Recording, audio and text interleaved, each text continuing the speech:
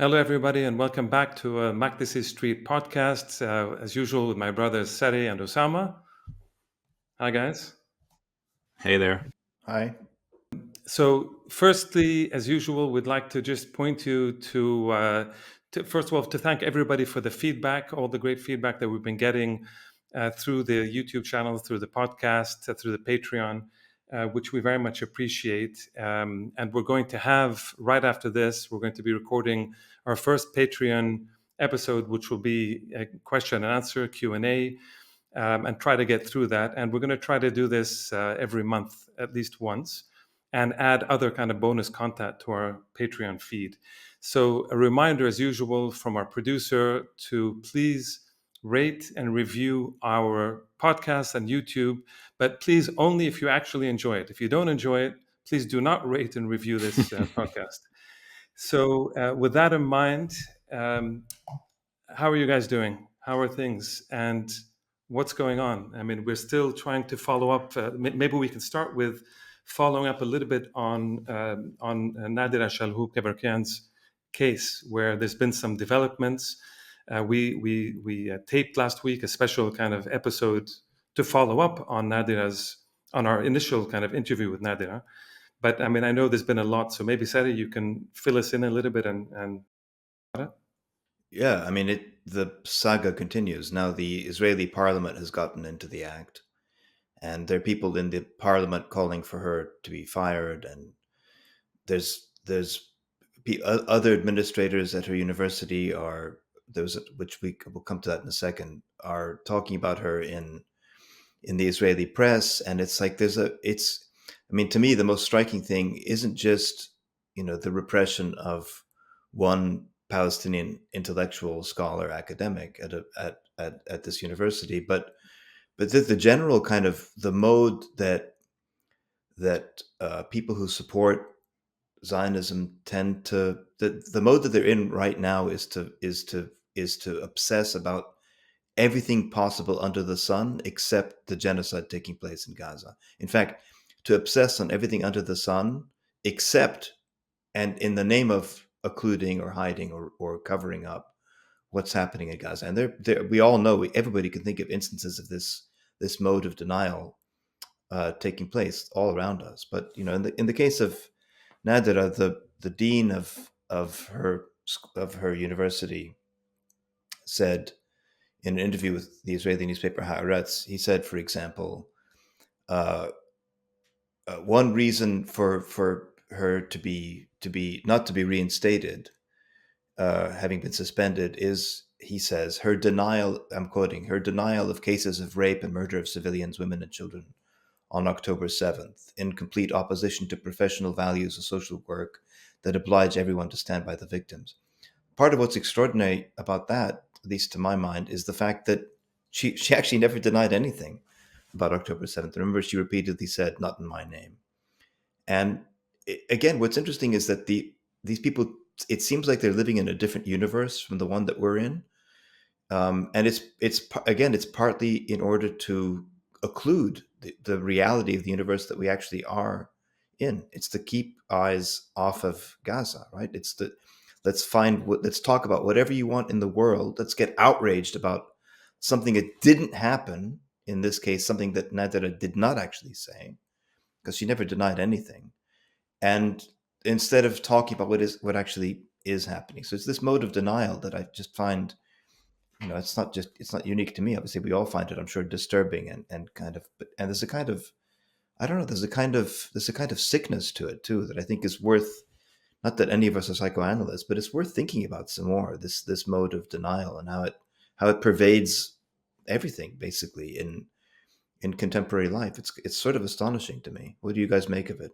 Well, what I'm struggling with here, Sadi, and what you're saying, I mean, of course, I agree that the denial is intense, obvious, constant.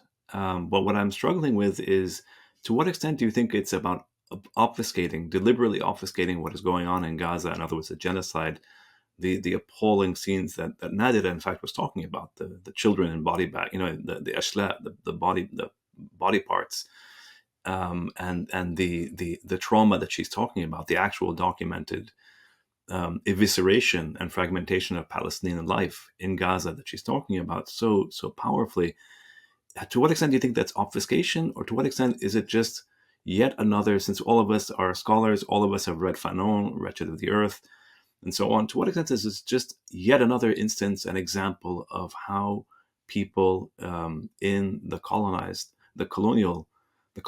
part of the world simply view natives? Do you see what I'm saying? So rather than obfuscation, it's just a deliberate refusal to acknowledge the humanity and history of those who are colonized.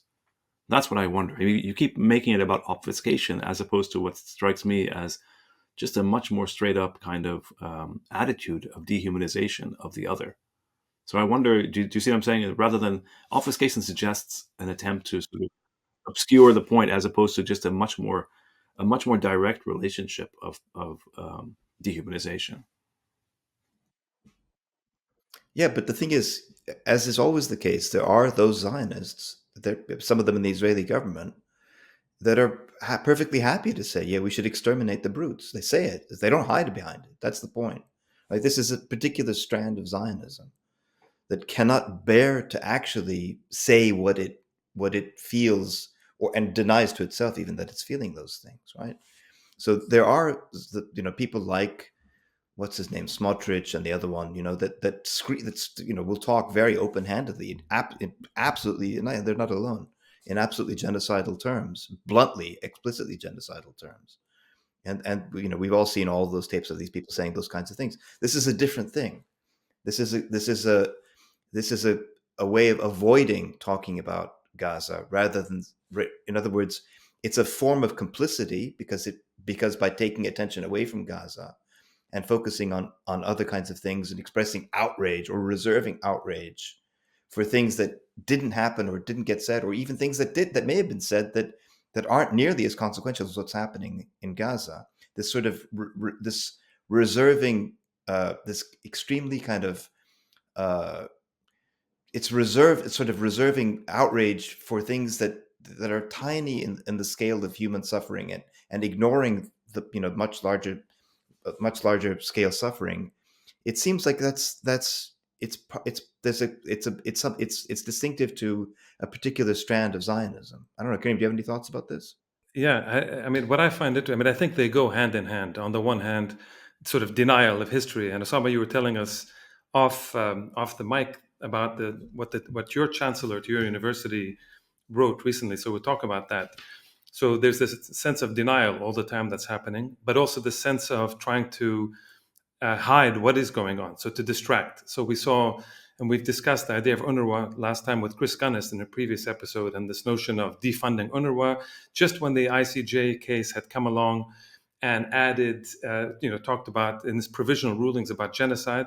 The next day, all these European and Western countries kind of came out with this defunding, which, by the way, and interestingly, they're all now refunding again. They've all kind of, the Danes and the Canadians, etc., have all now said, "Oh no, we're going to fund UNRWA again." They've all come out with this thing. Yeah, but interestingly, Kareem, quietly they restored the funding. Like, the word, as far, I mean, maybe it was very quiet compared to when they said we're going to stop funding, right? Well, yeah, of course, because I'm not. But in some cases, they weren't actually defunding.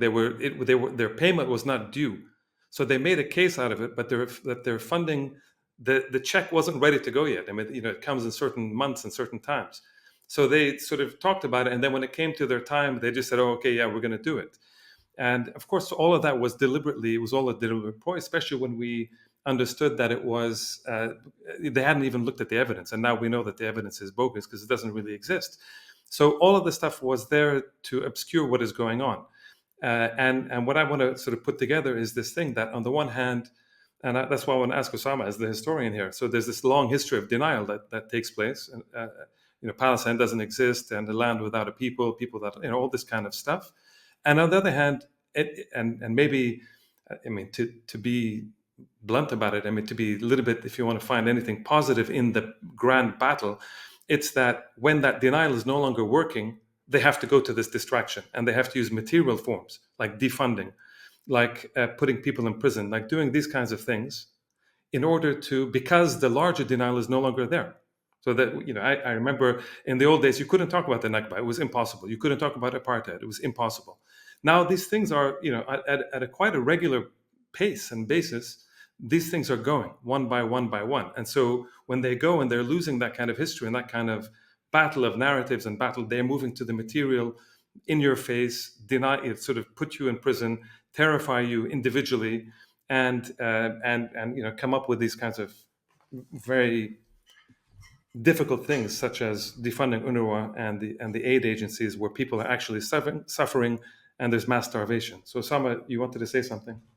Well, in addition, Karim, to the obliteration of Gaza, I mean, that's the most obvious example of and the most Literally, horrible. in this case, literally. Yeah, literally, the obliteration of Gaza. When the denial no longer works, you just go straight out to obliteration, and then you try to cover up the obliteration. I guess the point I was trying to make to Seti is that Seti is always talking correctly about a certain strand of liberal Zionism that obfuscates constantly and tries to distract constantly to avoid grappling with the obvious contradiction of what is happening to the Palestinians. And yet, on the other hand, I'm talking, and you Karim, are talking about this, a much more violent, overt geopolitical crushing of Palestinians that moves beyond the denial. It's a different kind of denial. So, It's are the we done act. with liberal? Are we done with liberal Zionism? I mean, is that stage over? I mean, Sadi, you wrote a whole book on denial. I mean, what are they doing? Yeah, no, it's receding. It's still there though. Let's give you here's another example of it. You want another example? Here's another example. This happened you've heard Jonathan Glazer when he won the Oscar for his film about the Holocaust, and he I thought very appropriately and thoughtfully said, I don't remember his exact speech, but basically it's like, let's learn the lessons of the Holocaust and make sure that the memory of the Holocaust and the victims of the Holocaust, that memory doesn't get abused in order to justify violence against other people. All our choices were made to reflect and confront us in the present, not to say, look what they did then, rather look what we do now. Our film shows where dehumanization leads at its worst. It shaped all of our past and present. Right now, we stand here as men who refute their Jewishness and the Holocaust being hijacked by an occupation which has led to conflict for so many innocent people. Whether the victims of October the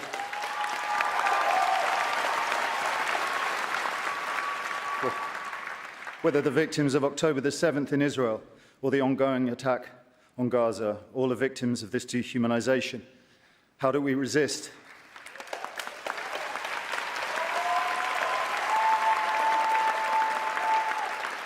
Alexandra Bistron Kaladziejczak, the girl who glows in the film as she did in life, chose to. I dedicate this to her memory and her resistance. Thank you. Nothing particularly. I mean, I thought it was appropriate, and in the context of a genocide, that's the genocide that Israel is inflicting on Gaza now. I thought it was right for him to say that, and appropriate, and everything else. Nothing particularly dramatic about it, right? But as you know, there was this immediate outcry, and now, yesterday, we see that all of these hundreds of executives and actors and whatever in Hollywood have published an open letter denouncing him for having said this. We refute this and that. And this is what the letter says. The letter says, I'm not going to read the whole thing, but just bits of it. For example, this is from their letter, the use of words like occupation to describe an indigenous Jewish people defending a homeland that dates back thousands of years and has been recognized as a state by the United Nations distorts history. It gives credence to the modern blood libel that fuels a growing anti-Jewish hatred around the world, including in the US and in Hollywood and so on. So it's like this, instead of, you can see here the mode of denial that's in play. He tried to draw our attention to what's happening, even obliquely to what's happening in Gaza. And the response is, no, don't look over there. Let's look back over here. Right? So it's drawing attention away from where attention really ought to be placed because of the calamity of what Israel is inflicting on Gaza. And again, as we always have to remind ourselves, it's a calamity that we are complicit in because it's our taxes that are funding it, and in the US, our government that's aiding and abetting it and giving it political cover and so forth. So it's not just a disaster that's happening in some faraway place that is tragic but nothing to do with us. No, we are actually, all of us are, at least as Americans, are complicit in it, right? So it's like, don't look there, look here. It's the same mode of denial, which is different than It's not, and I think Karim is right. He said a few minutes ago, these things operate together. I think they do operate together. I don't know if they're necessary to each other, but they do operate together. They're on a continuum with one another. The actual violent destruction of that we're seeing in Gaza, the singling out of, or the, if you want, the character assassination, or the firing, or the suspension, like what's happening to Nadarab, and then many other cases of people losing jobs or being fired, or having their characters publicly defamed and so forth. All and think of all the websites and blacklists and things devoted to that sort of activity.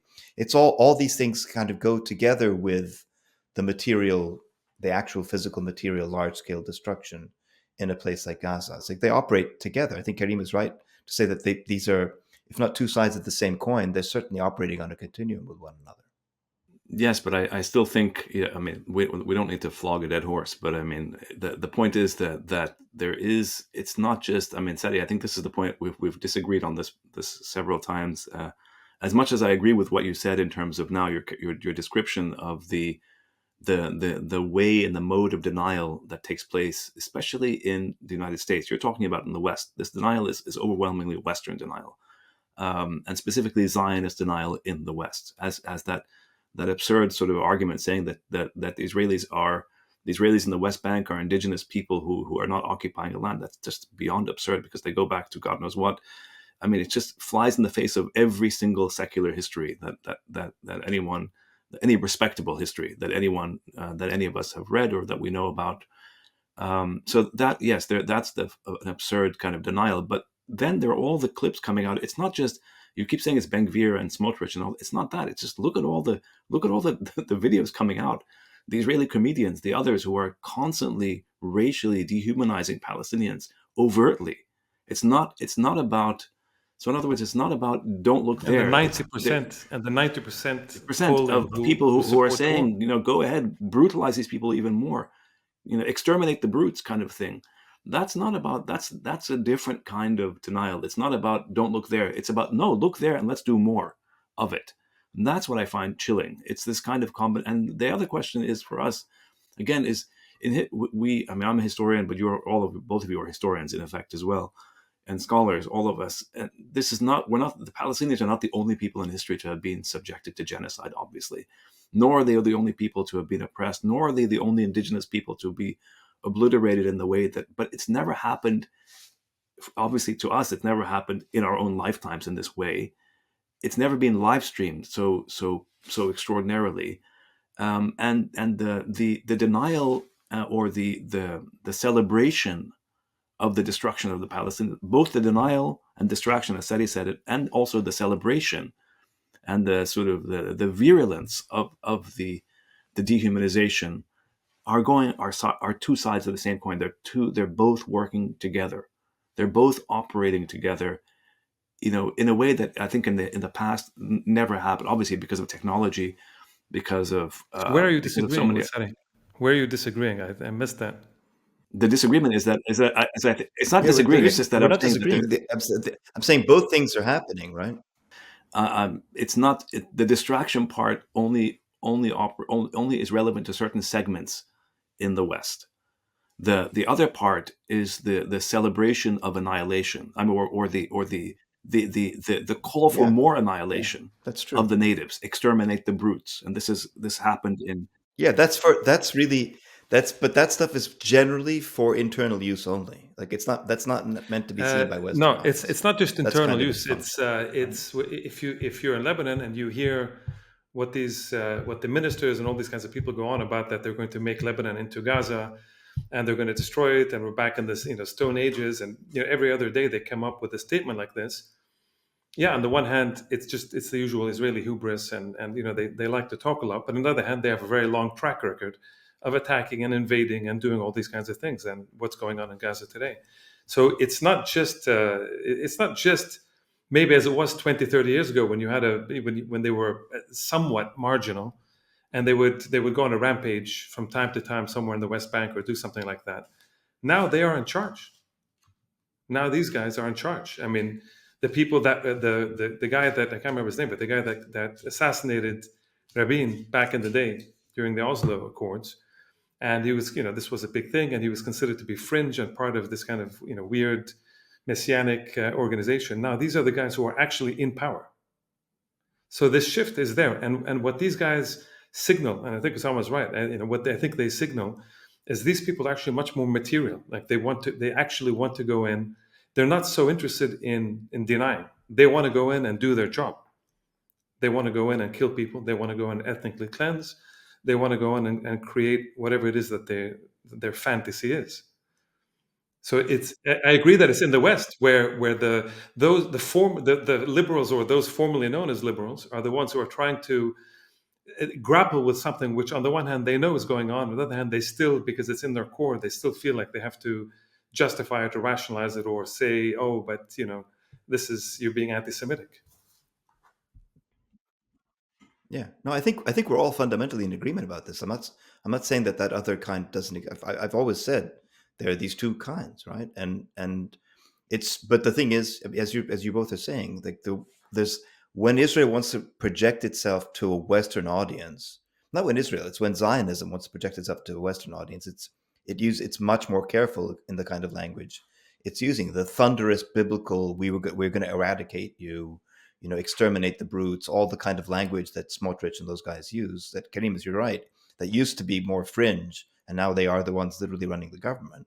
That kind of thing is generally either it's directed at what they consider to be so-called dirty Arabs, or it's, like people in Lebanon or Gaza or Syria or wherever, or Yemen, or it's directed at Palestinians, or it's for internal consumption, but it doesn't generally get propagated and distributed to a Western audience, above all, a Western liberal audience, because that would shock still, I think, most people in the West, and hence these representations don't generally make it to Western media coverage. You don't often hear the blood-curdling things that Israeli leaders are consistently saying.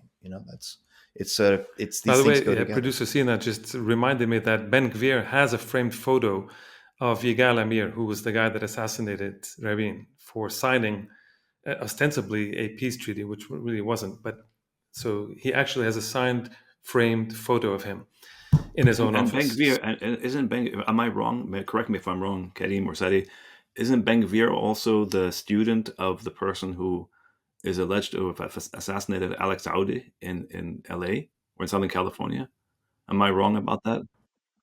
They're connected, yeah. They're all. The point is, both Ben Gvir and the other guy, what's his name, Smotrich, I think they were both found to be too extreme for the Israeli army, which is really saying something. It's like the Israeli army is like, no, you guys, you're a bit too much even for us. So they neither of them served in the army, I think, because the army said, it's a bit like that song, Alice's Restaurant. I want to kill. They're like, no, it's okay. We don't need you. It's too much for us. Because it was just, that's, which I think is, again, very striking. But yeah, you're right. What had been fringe is now absolutely dominant and central and in power and everything else. And so, yeah, that's. No, I wanted to ask, because based on this, just to, to get into a bit of the kind of politics that's going on here. I mean, why is it we've seen over the past few days or last couple of weeks, this attempt within the U.S. administration, from Biden to all of his cronies, to even Chuck Schumer, the senator, the powerful kind of U.S. senator, and others like this, who are trying to distance themselves now from Netanyahu and from, in particular, sort of this attempt at trying to invade, to go into Rafah itself, do this ground invasion there, and the clear increased disaster that's going to happen.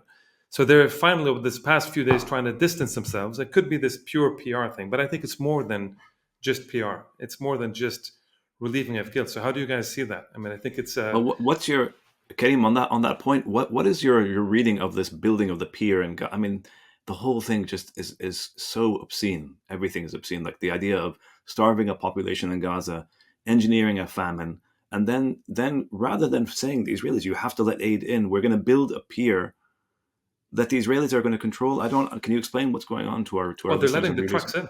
They're letting the trucks in to go start building that pier already. Yeah, but not trucks. The trucks are going in, but not trucks for food and things like this. So can you explain, what is this pier? What does this mean?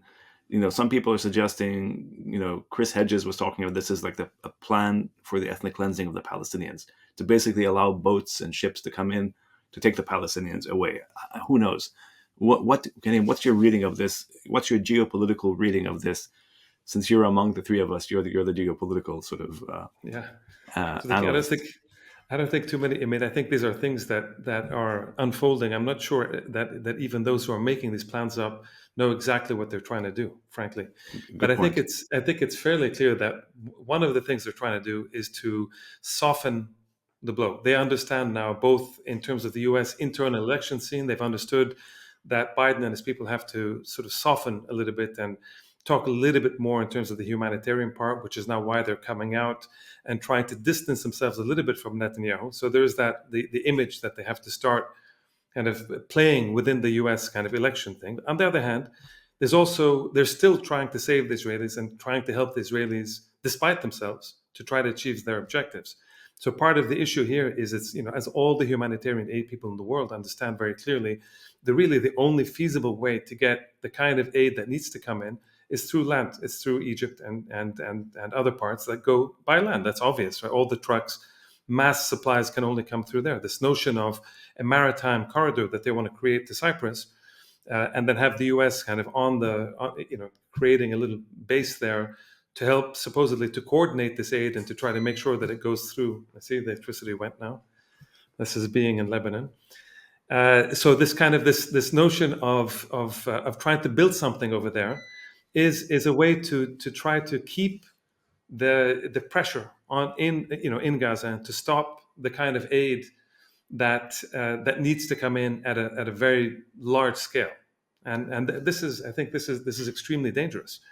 We've been seeing the pictures and images of all those trucks, and we saw the UNICEF spokesperson, who's been very good, and he always produces these kinds of clips on YouTube and on Twitter, and he comes out and shows. Last time he showed all these trucks that are just sitting there waiting, and he's saying all these children, 2,000 and more, trucks. right? All I these think trucks was that are just something sitting like there that. with aid sitting there, and the Israelis are not letting this in. And it's very obvious that the Americans could very quickly say, yes, you let these trucks in. So instead of saying, oh, it's going to take us a month or two to build a maritime corridor, that's giving the Israelis another month or two to do whatever it is that they're supposed to do, right? That's on the one hand. On the other hand, I think it's important. Sorry, Sam, I think it's important, and then we'll talk about this, which is how the IMF has approved, I think, what is it, a $10 billion loan now to the Egyptians, and the Europeans have also, the European Union has now come in and also approved, I think, a $6 billion loan to the Egyptians. So you've got these, and I think it's not a coincidence that as this battle over Rafah has taken place, that suddenly Egypt is going to be receiving all of this aid to try to keep the Egyptian economy afloat, because it's a disaster. Of course, it's falling apart, and they want to keep it there because they want to, for several reasons that we can talk about. Sorry, go But ahead. my question, Karim and Sadi, my question is, what I don't understand about this is, can you explain why the Biden administration is just totally unable to just tell the Israelis, enough? Okay, you've done now 5-6 months of slaughter. Bikafi, enough is enough. All right, now we're in end game now. We need to end this. Khalas, it's done. Why? That's my question. I don't understand why the Biden administration can't just tell the Israelis enough. I mean, as opposed to 1982, where Reagan, who is not exactly like a dove, basically told Begin in August 1982, enough, that's it, done, finished. What's changed between 1982 and where we are today? That this kind of, we're talking about images, Karim, of children being starved, like starving children. It's I don't think beyond Biden belief. cares so much about that. I think they have two things. One is they want to make sure the Israelis achieve some basic goals, and that's the business of the hostages, the Israeli hostages. Whom they're killing, Well, right? In I'm not terms of saying how I'm many not saying they're hostages have doing it. died in the bombardment on this I'm not endless saying that I'm carnage. not saying that the incompetent Israeli army is helping them along. That's why the Americans have their own people embedded over there, and that's why they're helping to help run some of the strategies. But that's on the one. On the other hand, the big kind of the larger prize of this is the one thing that Biden has been trying, the Biden administration have wanted from day one. It's the one big political thing that they wanted in the Middle East, which was the normalization. It's basically taking Trump's plan of the Abraham Accords and ensure that the Saudis, Israelis were going to sign a deal, which was But doesn't imminent, solve. by the way, But before doesn't October. solve. It was imminent. Correct, but doesn't stopping the genocide. Yeah, but some of the question you're asking, but the question you're asking goes back to the longer history of, why does the U.S. support this thing to begin with? And there are, of course, people who say there's like the sort of the real. Some people say, I disagree with that analysis, that Israel that Israel is serving American interests, and as you know, I've never bought that argument. I think it's the reaction. It has to do much more with domestic politics in the U.S. So it's not the dog wagging the tail. It's the tail wagging the dog. In effect, that's what I think is going on. So but on the other hand, I think Biden and Schumer and the rest of them are trying to. They realize this is an election year, and they need to do what kind of what's the right phrase to make things, to kind of tidy things up so it doesn't look quite as barbaric, or at least to pretend like they're doing something, when, and as you're right, of course, with a phone call he could open the gates at Rafah and let all of the thousands of trucks that Karim was talking about, they could be let into Gaza. The pier itself, I mean, first of all, it's going to take at least 2 months to build.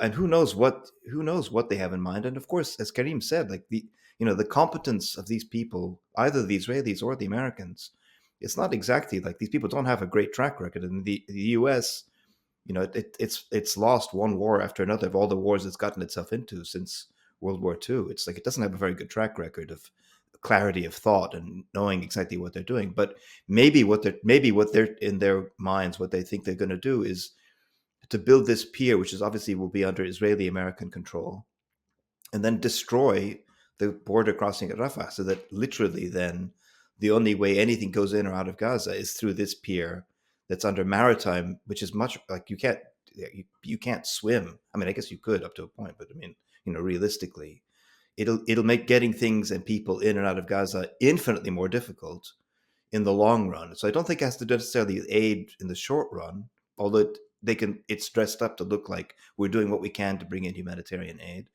But it may be with a longer term plan, about let's tighten the siege on Gaza in the future, even more than it already has been for the past No, since it may be, 2006. it may be, but as Karim was saying earlier, colonial fantasies and these geopolitical and imperial fantasies in the Middle East have been going on, and elsewhere, of course, are constant, and they're constantly stymied, and that's why there's constant resistance to these kinds of things, which the American policymakers don't seem to take into account.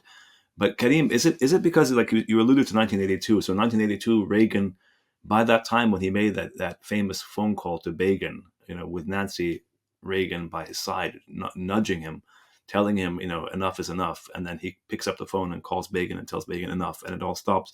By then, the Israelis had achieved their goal in Lebanon, which was destroying the PLO and forcing an evacuation. Right? Isn't that the time? They'd already sort of more or less got that in writing. And despite the carnage in Lebanon and the carnage to the Lebanese and the Palestinians in 1982, so here they haven't achieved their goals yet. Isn't that what you're saying? So in other words, Hamas hasn't been defeated as such in the same way. And so the Well, Americans, it seems to me, remember that in yeah, 82, sorry, in 82, the Israelis, it's not that they destroyed the PLO, it's that in the end there was a negotiation. It was an American-led mediation that the PLO accepted to leave Lebanon. defeat. I mean, in other And words, to be, yes. yeah. So my point is that the Israelis had achieved their geopolitical whatever, like their fantasy, at least a part of it. They failed in Lebanon, but they achieved. Do you see what I'm saying? They achieved something in terms of, and so They they achieved could something move. short term. And then what happened was, of course, the creation of the Lebanese resistance, which ends up with Hezbollah, which was a much worse nightmare for them in Lebanon. No, I understand. Of course, I understand that. And so the question is it that American policymakers are so invested? This goes back to what Sadia was saying earlier.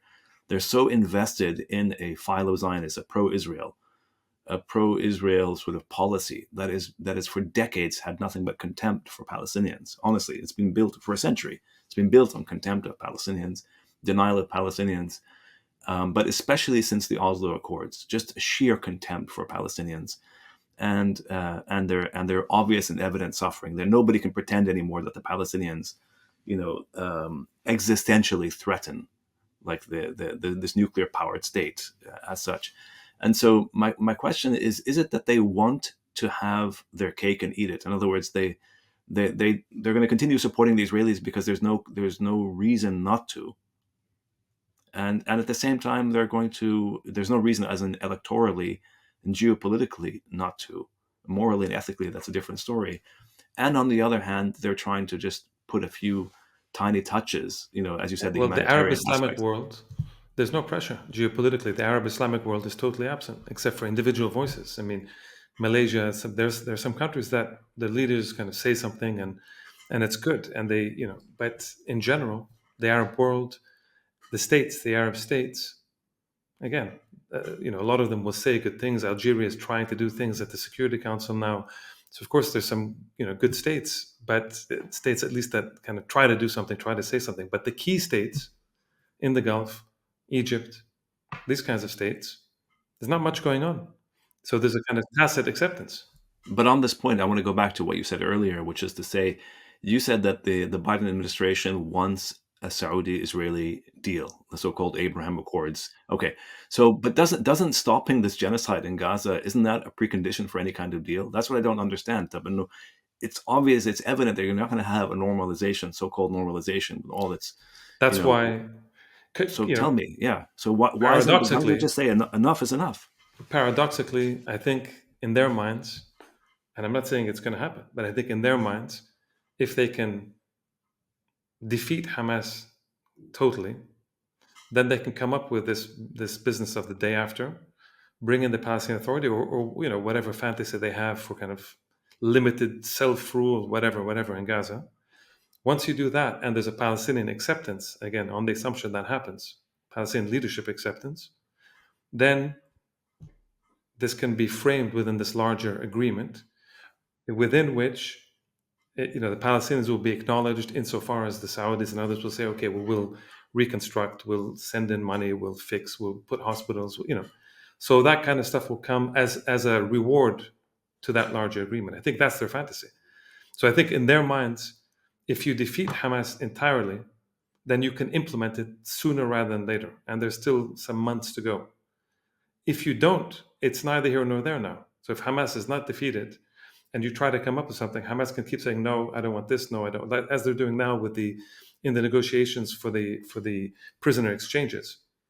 I mean, Hamas has a very specific set of demands, and the Israelis and the Americans are unable to push them at the maximum position that they want. So nothing's happened so far.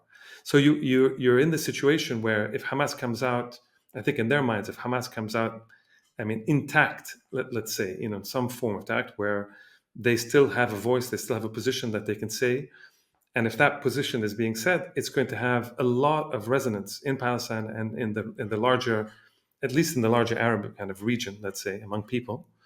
That's going to be a problem. It's going to hinder and will hinder Saudi Arabia and others from being able to make those kinds of decisions overtly. If you totally destroy and eradicate Hamas, then you're in a position to say, okay, now the Palestinians will accept X, Y, and Z.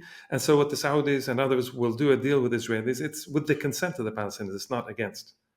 That's how I think they've been thinking and approaching it. But again, relying on an Israeli army that is just not just cowardly, but ineffective.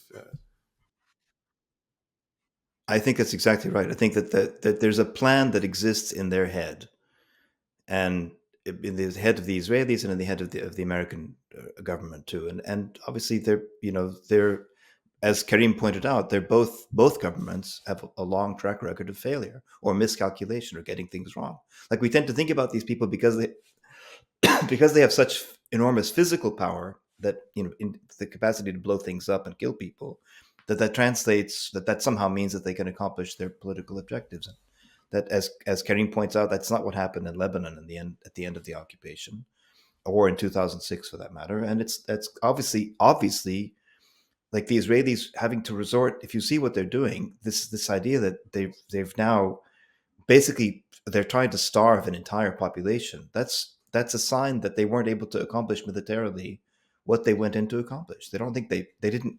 I don't think their primary intention is to starve people. It's what they've fallen back on as a plan B or plan C, because plan A, to destroy Hamas militarily, obviously didn't work. And what they're doing now, like if you look at the fighting taking place in North Gaza and the specific bombings that they're carrying out, it's to try to destroy not Hamas militarily. I think they've given up on that, but also any semblance of a sort of civilian police force, because they're the ones that could, in principle, help organize the distribution of aid or at least control things when aid trucks come in and so forth.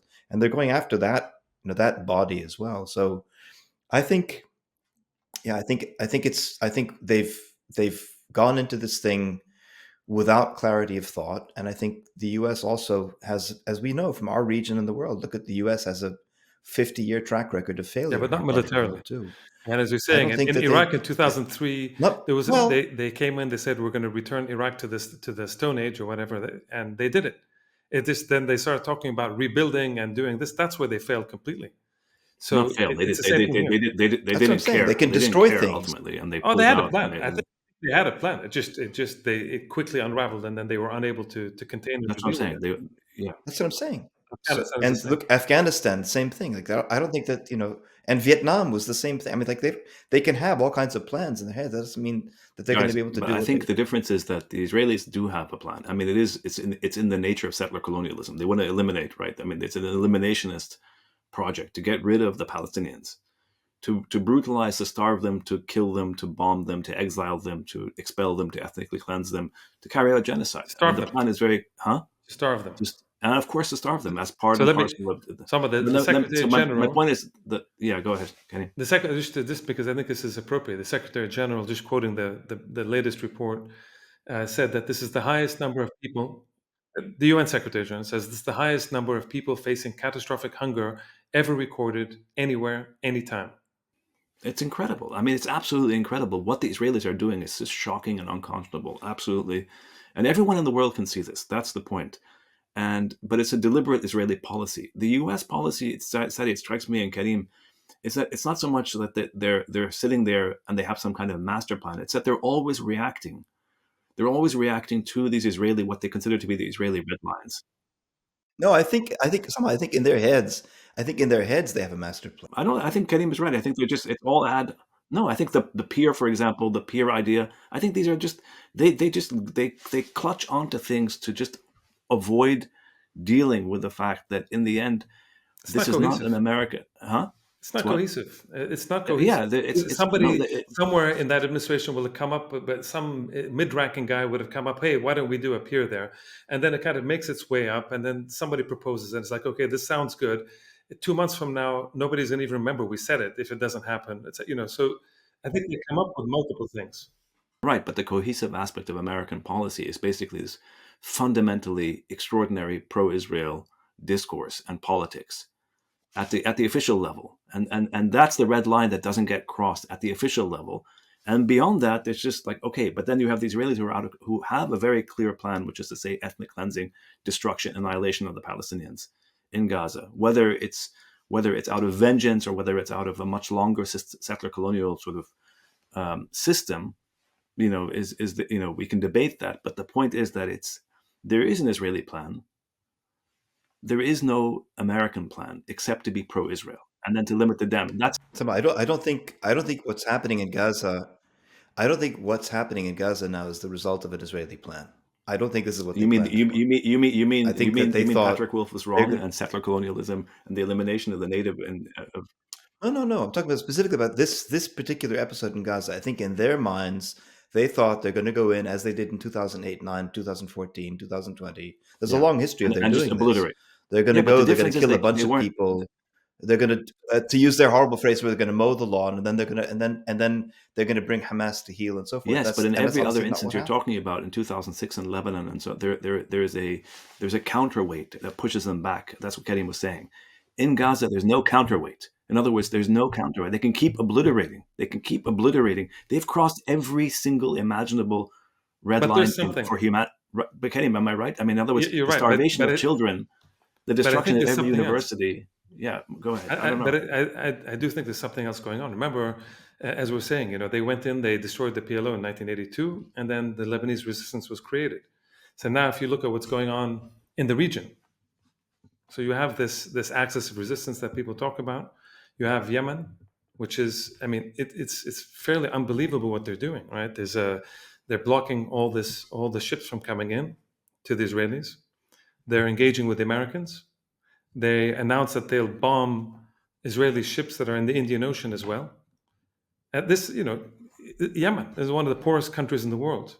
That has also just gone through this incredible war that's totally divided, and yet they have with not this massive technology or weapons, they're able to, I don't say bring something to the knees, but they have a massive impact economically and in terms of the trade, and in terms of what the Americans and Israelis can calculate in the region. Hezbollah here as well is similar. I mean, the U.S. the very first days when this happened, they moved in their aircraft carrier into the Mediterranean, and that was largely, maybe not only, but an important reason for that was to try to deter any if Hezbollah were going to attack, which they were not going to, but that was put in to deter Hezbollah. So you've got what's going on in Yemen. You've got direct American involvement to try to deter Hezbollah. You've got this kind of attacks that are happening in Iraq. So you have a bunch of forces that are countering this kind of Abraham Accord states, and we don't know what direction that's going to take, and we don't know how this will play out in the end. So there's all sorts of things that are going to, and these have a life of their own. It has a life of its own. That larger regional war, which we need to talk about in a different episode in detail, but that has a life of its own. That's not going away. That whatever happens in Gaza today, that war is not ending. In Lebanon, everybody still talks about the great war that's going to happen. It's not going to happen now, I don't think, but it's on the cards. There's nothing. Yeah, but also just to tie up that loose end, though, I think Karim is right. Regionally speaking, I think that's absolutely right. But but I also think in terms of the Israeli, on the ground in Gaza, I think that their plan spectacularly failed. Well, sorry, it depends what you mean by their plan. Their plan is the obliteration of the Palestinians. I mean, they have not failed at the obliteration. I mean, look, their capacity for malice is, there's no end to it. There's no question about that, and they've shown that for 75 years. But the point is, I think they went in thinking we're going to smash this place up, and these people they're going to come to terms. And the fighting has been going on now for basically 6 months, right? There is still fighting going on. So, like that, in terms of a military plan, it clearly didn't do what they thought it was going to do. No matter the humanitarian thing is catastrophic. What they're doing to civilians and to children, and the starvation and the destruction and the destruction of houses and universities and hospitals. It's unspeakably evil. There's no question about that. But that's different from what they presumably went in thinking they were going to try to do. Now, do we think that really they're going to actually be able to starve 2 million people as the world watches on? Maybe. I somehow, I'd like to think that that's not possible. But that's my I point. could be wrong. That's my point. Maybe I'm That's naive. I exactly don't my know. point. And that we've been saying this all along. The world is going to act. The world is going to act. There's no red line to these. I mean, that's my point. We've gotten to the point of the unimaginable. The idea of having 2 million people, including 1 million children, being starved deliberately, and you see the deaths have already started from famine, from starvation. It's a deliberate policy. Because they put themselves, you're right, maybe they failed militarily in that they overestimated their capacity, they underestimated the capacity of the Palestinians. Fair enough, but usually, but in 2006 in Lebanon in 2006 Hezbollah had enough of a deterrent. Haifa, وما بعد Haifa. Remember that whole thing? But that came afterwards. In other words, they didn't know about that until after. No, I understand. I understand. But the point is, once they realized it, they realized that there's a cost, and then eventually the war was brought to an end in 34 days, Karim? I don't remember now. 34 days. 34 days, the war. Yeah, but the Israelis lost. Yes, I understand. But my point is that there was an actual deterrent in their own population. That do you see what I'm saying? It was more than just a deterrent. Remember that there was Syria with open borders, and that was absolutely essential. This is the lesson of Gaza. Correct. With Egypt kind of blocking and blockading Gaza, there's nowhere for resupplies to come from. This is a major issue. No, that's true. That's what I'm saying. In other words, but there's something else. There's one more. We should wrap soon with some of this, and we should, like in a future episode, I think we need to, because the three of us don't necessarily know enough about what's going on inside Israel, but there's, like, if you listen to that, the reports coming from inside and the analysis, Jazeera Arabic has a daily episode called Gaza Gaza ماذا بعد, right? What's next after what's happening? And they every single day they have Palestinians who are doing analysis of what's going on inside Israel, and like, what's happening internally. It's not like it's not just that their isolation globally. Their economy is not in very good shape. There's the political fractions and political tensions are boiling. They've reached a boiling point inside. The whole thing about trying to, now they're passing a bill to start recruiting ultra Orthodox Jews into the army, which they never did before. It's much more of a mess internally. Which is why they're desperate for a deal with Saudi. That's what I'm saying. It's like they want. I think that this is not going. I do not for one second underestimate their thirst for revenge and malice and everything else. As I said, 75-year track record is a long and impressive record of destruction and immiseration and everything else, usurpation and running roughshod over people's rights.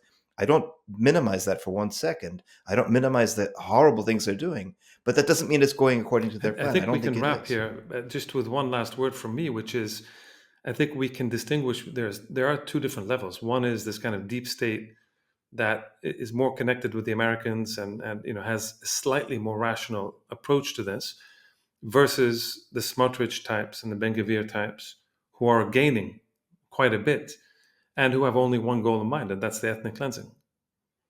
So there's not much of a rational calculation for that. They will keep going, and for them, destroying Hamas and killing Palestinians, children, etc., it's one and the same. It's as they literally say it. I'm not even have to paraphrase. They literally say it. Makes no difference. It's the same thing. Killing the babies, killing children, killing women, killing all these things, and killing Hamas people. It's exactly the same issue. They don't have a problem with that, and so for them that is the objective. And then they probably will deal with it afterwards. The deep state, the others, the kind of institutions that still are not fully infected with these people, do have a bit more constraints from what the Americans tell them or don't tell them from afar. And there are going to be certain things that the idea of their economy, the trade, the businessmen, they need a deal with the Gulf, with the Saudis, with the others.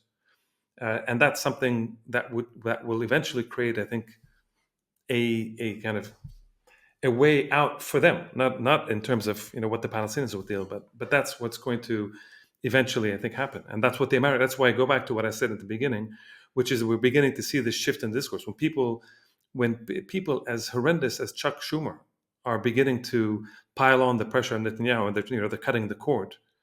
Something's happening. And basically, what's happening, as far as I'm concerned, they've lost the U.S. No, well, as far as I don't know about that. I think what's happening is that those in America and those in the deep state and the Israelis understand that Netanyahu is valuable for a certain phase, but he can't be around for the next phase. He can't. He cannot be around for the Saudi normalization phase, because the Saudis won't be able to make a deal with Netanyahu. So they need to get some other face to replace him, so that they can say, okay, now we've begun the day after. We've gotten rid of this guy. Now everything's fine. We don't need an ICJ case. We don't need anything. Everything's fine. We'll do a deal with the Saudis. Everything will be okay. We'll get the Palestinian Authority. They'll rubber stamp whatever, and we'll open up the humanitarian aid. And we go back, and I encourage all our viewers to go back to for example, all the episodes we've been doing, but for example, the one with Ghassan Abu Sitta, who, the medical doctor who came out and from Gaza at the time when we interviewed him or talked to him, and he was saying his worry, as it became clear at the time, was unfolding this disaster, the rendering of Gaza all uninhabitable, as he was saying at the time, a while back, the idea of them being able to accomplish in the humanitarian phase what they didn't accomplish in the military phase. And that's what this military base, what the Americans want to create there, and what this maritime corridor is about, and what the Emirates and some of these other countries want to create hospitals and things in the Sinai. That's the next phase, and that's what might happen. But you can't have Netanyahu around for that. That's what I think. That's why I think they're beginning to kind of cut the cord with Netanyahu. But they'll still give him another month or two. Okay, on that, well, guys, I think we should wrap on that. desperate note. Yeah, on that desperate note, Karim, let's wrap this show. Thank you, all. Karim, any last words to our viewers and listeners? No, just a reminder to please subscribe only if you enjoy this. Subscribe and rate then YouTube and or the podcast. and please keep sending your questions and the feedback, which we obviously are taking and enjoying. Thank you.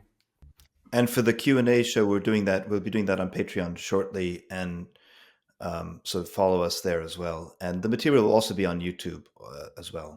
Maybe one last comment. In the upcoming episode, it's something slightly different, but we're going to be dealing with the question of sports and football and the kind of boycotts with Israel and what's going on. I think you recently heard that a well-known Palestinian football player was murdered in Gaza. And at the same time, now for those that follow football know that it's the international break. There's qualifying matches for the European Championships, which will be held in Germany this summer. And the Israelis are playing in one of the qualifiers against Iceland. And FIFA, which is the World Governing Association for Football, which talks about kicking out racism and booted out the Russians after the Ukraine invasion, don't say anything and have not opened their mouths about Israel for obvious reasons. And I think it's interesting to kind of talk about this and bring in the South African perspective as well on this and have a discussion. So I'm looking forward to that. Okay, soon. Thank you, everyone. Okay, bye guys. Thank you, everyone. Bye.